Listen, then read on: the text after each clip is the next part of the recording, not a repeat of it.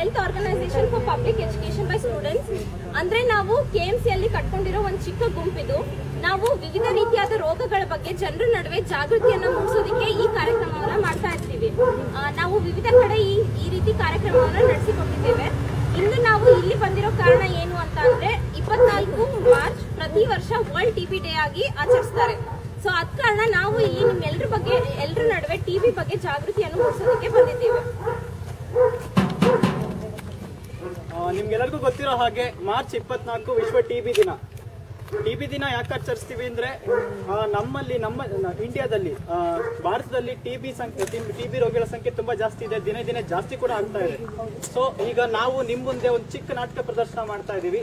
ಇದರಲ್ಲಿ ನಾವೇನ್ ಹೇಳ್ತಾ ಇದೀವಿ ಅಂದ್ರೆ TB ಅಂದ್ರೆ ನಿಜವಾಗ್ಲೂ ಏನು, ಅದರ ಲಕ್ಷಣಗಳೇನು, ಹೇಗೆ ಹರಡುತ್ತೆ, ಹಾಗೆ ಇದ್ರೆ ಹೇಗೆ ವಾಸಿ ಮಾಡ್ಕೋಬೇಕು ಅಂತ ಕೂಡ ನಾವು ಹೇಳ್ತಾ ಇದೀವಿ. ಈ ನಾಟಕ ಆದ ನಂತರ ನಿಮ್ಗೆ ಏನಾದ್ರೂ ಡೌಟ್ಸ್ ಇದ್ರೆ, ಸಂಶಯ ಇದ್ರೆ ದಯವಿಟ್ಟು ಬಂದು ನಮ್ಮಲ್ಲಿ ಸಂಶಯ ಕ್ಲಿಯರ್ ಮಾಡ್ಕೋಬಹುದು. ಹಾಗೂ ಇದನ್ನ ಕೇಳಕ್ಕೆ ತುಂಬಾ ಟೈಮ್ ಇರುತ್ತೆ.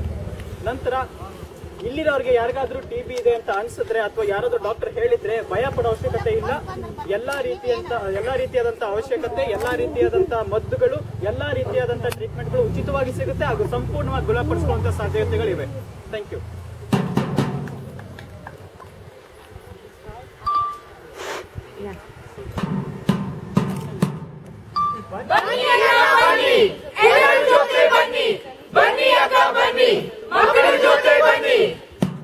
ನೀವು ಇದನ್ನ ನೋಡಿರ್ತೀರಾ, ನೀವು ಇದನ್ನ ಕೇಳಿರ್ತೀರಾ, ಆದ್ರೆ ನಿಮ್ಗೆ ನಿಜವಾಗ್ಲೂ ಗೊತ್ತಾ TB ಏನು ಅಂತ? ಹೇಗ್ ಗೊತ್ತಾಗುತ್ತೆ TB ಇದ್ರೆ? ಹೇಗ್ ಹೇಳ್ತೀರಾ TB ಇಲ್ಲ ಅಂತ? ಬನ್ನಿ, ಇವತ್ ನಾವು ತೋರಿಸ್ತೀವಿ, ನಾವು ಹೇಳ್ತೀವಿ TB ನಿಜವಾಗ್ಲೂ ಏನು ಅಂತ. ಸುಬ್ಬಣ್ಣನಿಗೆ ಏನಾಯ್ತು ಇಲ್ಲಿ ನೋಡೋಣ. ನೀವ್ ಯಾವಾಗಿಂದ ಕೆಮ್ತಾ ಇದ್ದೀರಾ? 1 ತಿಂಗಳು ಆಯ್ತು. 3 ವಾರಕ್ಕಿಂತ ಜಾಸ್ತಿ ಆಯ್ತು. ನಿಮ್ಗೆ TB ಇರಬಹುದು. ಗಂಗಮ್ಮನ ಕಥೆ ನೋಡೋಣ. ಅಯ್ಯೋ, ಮತ್ತೆ ಜ್ವರ ಬರ್ತಾ ಇದೆ. ನಿಮಗೆ ಜ್ವರ ಬರ್ತಾ ಇದೆಯಾ? ಹೌದು. ಜ್ವರ ಯಾವಾಗ ಜಾಸ್ತಿ ಆಗುತ್ತೆ? ಸಂಜೆ ಜಾಸ್ತಿ ಆಗುತ್ತೆ. ನಿಮ್ಗೆ ಸಂಜೆ ಜಾಸ್ತಿ ಆಗ್ತಿದ್ಯಾ? ನಿಮ್ಗೆ TB ಇರ್ಬೋದು. ನಾಗಪ್ಪಗೆ ಏನಾಯ್ತು ನೋಡೋಣ. ಊಟನೂ ಸೇರ್ತಾ ಇಲ್ಲ, ತೂಕನೂ ಕಡಿಮೆ ಆಗ್ತಾ ಇದೆ. ನಿಮ್ಗೆ ತೂಕ ಕಡಿಮೆ ಆಗ್ತಾ ಇದೆಯಾ? ಹೌದು. ಅಂದ್ರೆ ನಿಮ್ಗೆ TB ಇರ್ಬೋದು.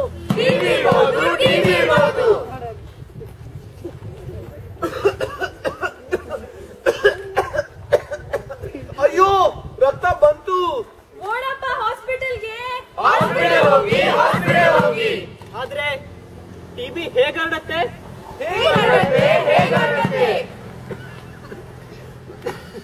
ಅರೆ ರಮೇಶ್, ಅರೆ ಸುರೇಶ್, ಹೇಗಿದೆಯಪ್ಪ?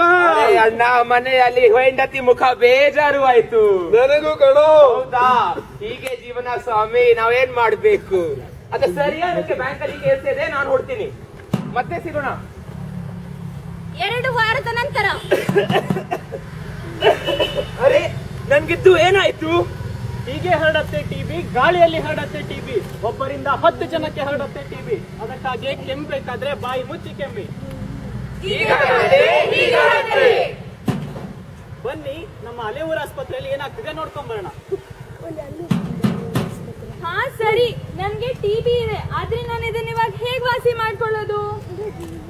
ಈ ಎಲ್ಲಾ ಲಕ್ಷಣಗಳು ನಿಮ್ಮಲ್ಲಿ ಕಾಣಿಸಿದ್ರೆ ತಕ್ಷಣ ಸಮೀಪದ ಆಸ್ಪತ್ರೆಗೆ ಹೋಗ್ಬೇಕು. ಟ್ರೀಟ್ಮೆಂಟ್ ಎಷ್ಟು ಖರ್ಚಾಗಬಹುದು? ಡಾಟ್ಸ್ ಟ್ರೀಟ್ಮೆಂಟ್ ಎಲ್ಲಾ ಸಮೀಪದ ಸರ್ಕಾರಿ ಆಸ್ಪತ್ರೆಯಲ್ಲಿ ಉಚಿತವಾಗಿ ಸಿಗುತ್ತೆ. ಡಾಟ್ಸ್ ಟ್ರೀಟ್ಮೆಂಟ್ ಫ್ರೀ ಇದೆಯಾ? ಹೌದು, ಡಾಟ್ಸ್ ಟ್ರೀಟ್ಮೆಂಟ್ ಫ್ರೀ ಆಗಿದೆ. ಹಾಗಾದ್ರೆ ನಾನು ಈಗಲೇ ಹಾಸ್ಪಿಟಲ್ಗೆ ಹೋಗ್ತೀನಿ. ಅಯ್ಯೋ ನಿಲ್ಕೋ, ಸ್ವಲ್ಪ ನನ್ನ ಮಾತನ್ನ ಸಂಪೂರ್ಣವಾಗಿ ಕೇಳಿಸ್ಕೊ. ಡಾಟ್ಸ್ ಟ್ರೀಟ್ಮೆಂಟ್ 6 ತಿಂಗಳವರೆಗೂ ಇರುತ್ತೆ. ಅದರಲ್ಲಿ ನಿಮ್ ಎಲ್ಲಾ ಲಕ್ಷಣಗಳು 2 ತಿಂಗಳಲ್ಲಿ ಸಂಪೂರ್ಣವಾಗಿ ಗುಣ ಆಗುತ್ತೆ. ಆದ್ರೆ ನೀವು ನಡುವೆ ಮಾತ್ರೆ ಬಿಡಬಾರ್ದು. ಸಂಪೂರ್ಣವಾಗಿ 6 ತಿಂಗಳವರೆಗೂ ಮಾತ್ರೆಗಳನ್ನ ತಗೋಬೇಕು. ಇಲ್ಲ ಅಂದ್ರೆ ಮುಂದೆ ಗುಣಪಡಿಸೋದು ತುಂಬಾ ಕಷ್ಟ ಆಗುತ್ತೆ. ಅರ್ಥ ಆಯ್ತಾ? ಅರ್ಥ ಆಯ್ತು.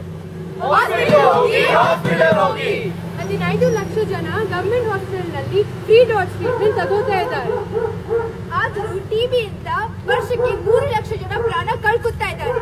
ಡಾಟ್ಸ್ ಚಿಕಿತ್ಸೆ 6 ತಿಂಗಳು ಕಾಲ ಕಡ್ಡಾಯ.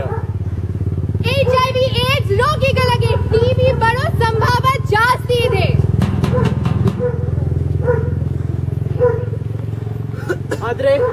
ನೀವ್ ಇದ್ರಿಂದ ಏನ್ ಕಲ್ತ್ರಿ?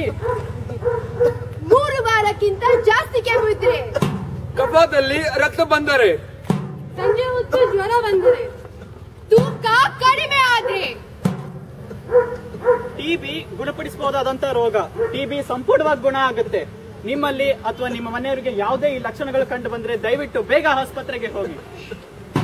ಸರಿ, ಟಿಬಿ ಹೇಗೆ ಹರಡತ್ತೆ ನಮಗೆ ಗೊತ್ತಾಯ್ತು. ಆದ್ರೆ ಟಿಬಿಯಿಂದ ದೂರ ಇರ್ಬೇಕಂದ್ರೆ ಏನ್ ಮಾಡ್ಬೇಕು? ಸ್ವಚ್ಛತೆ ಕಾಪಾಡ್ಕೋಬೇಕು, ಶುದ್ಧ ನೀರನ್ನ ಉಪಯೋಗಿಸ್ಬೇಕು, ಮನೆ ಮತ್ತೆ ಆಫೀಸ್ ನಲ್ಲಿ ಚೆನ್ನಾಗಿ ಗಾಳಿ ಆಡೋ ತರ ಇಟ್ಕೋಬೇಕು. ಸದಾಕಾಲ ಪೌಷ್ಟಿಕ ಆಹಾರ ಸೇವಿಸ್ತಾ ಇರ್ಬೇಕು ಹಾಗೂ ಮನೆ ಒಳಗಡೆ ಸಿಗರೆಟ್ ಸೇದಬಾರ್ದು. ಹಾಗೂ ತಂಬಾಕು ಹಾಗೂ ಬೀಡಿ ಕಡಿಮೆ ಮಾಡಬೇಕು. ನಿರ್ಲಕ್ಷಿಸದಿ ಟಿಬಿಯನ್ನು, ಪ್ರೀತಿಸರಿ ಜೀವನವನ್ನು.